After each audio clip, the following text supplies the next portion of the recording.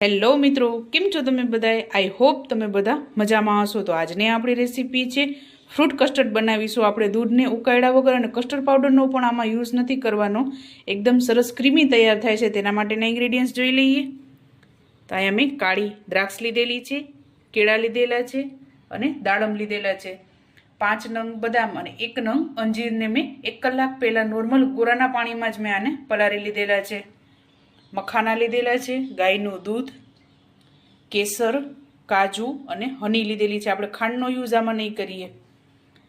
અને મિક્સ ડ્રાયફ્રૂટનું કતરણ લીધેલી છે મેં અહીંયા. તો ચાલો રેસીપી સ્ટાર્ટ કરીએ. સૌપ્રથમ આપણે મખાના, કાજુ અને કેસર એને આપણે દૂધમાં પલાળી લેશું. ત્યાં સુધી આપણે બધું ફ્રૂટનું કટિંગ કરી લેશું. તો આપણે મખાના અને કેસર, ત્યારબાદ કાજુ. આમાં આપણે દૂધને પણ ઉકાળવાની જરૂર નથી પડતી કરીશું. અને આપણે ઠંડા દૂધમાં જ બનાવીશું, જેથી 5 થી 10 જ મિનિટમાં તૈયાર થઈ જાય છે. કારણ કે આમાં કસ્ટર્ડ પાવડર કે દૂધને ઉકાળવાની પણ જરૂર નથી પડતી.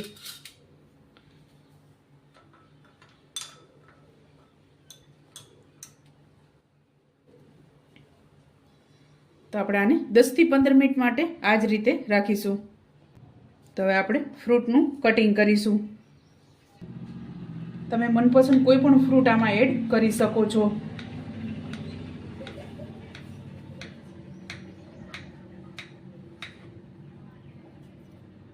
તો સૌપ્રથમ આપણે દાડમ એડ કરીશું.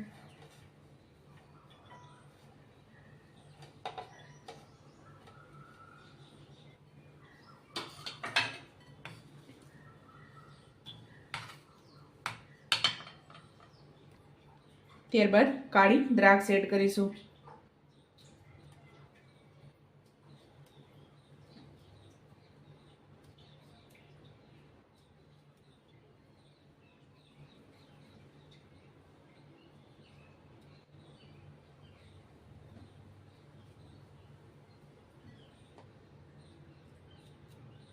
આમાં તમારા મનપસંદ ફ્રૂટ તમે એડ કરી શકો છો.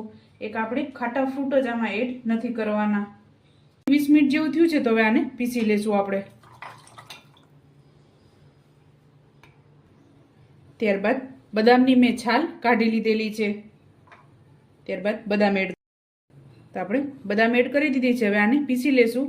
આપણે અંજીરને એકદમ ઝીણું કટિંગ કરી ત્યારબાદ ફ્રૂટમાં જ એને મિક્સ કરી દેશું. તો આપણે બધી વસ્તુ એડ કરી દીધી છે. હવે આને પીસી લેશું. તો આપણે આને પીસી લીધેલું છે.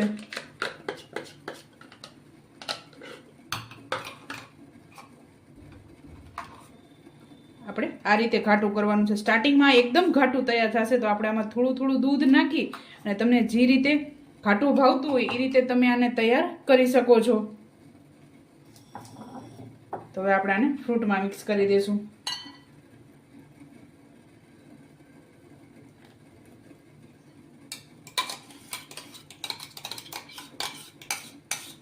અને આપણે આમાં એકદમ વધારે મખાના પણ એડ કરવાના નથી, નકર એનું ક્રન્ચી ટેસ્ટ જ આવશે.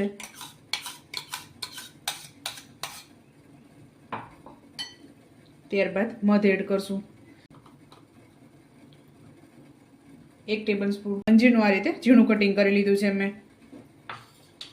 અંજીર તમે પીસવામાં પણ એડ કરી શકો છો, પણ કલર એકદમ ચેન્જ થઈ જશે તેના માટે મેં આ રીતે કટિંગ કરીને એડ કરેલું છે.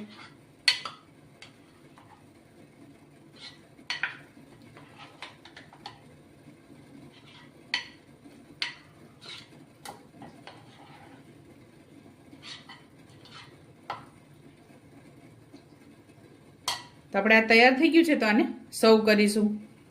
ત્યારબાદ ડ્રાયફ્રૂટ એડ કરીશું.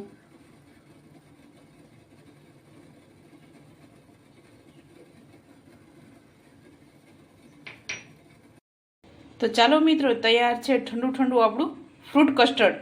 તમે પણ આ જ રીતે બનાવજો અને મને યાદ કરજો. મારા વિડીયોને લાઇક, શેર અને સબસ્ક્રાઈબ કરવાનું ભૂલતા નહીં. તો ચાલો મળીશું નેક્સ્ટ વિડીયોમાં.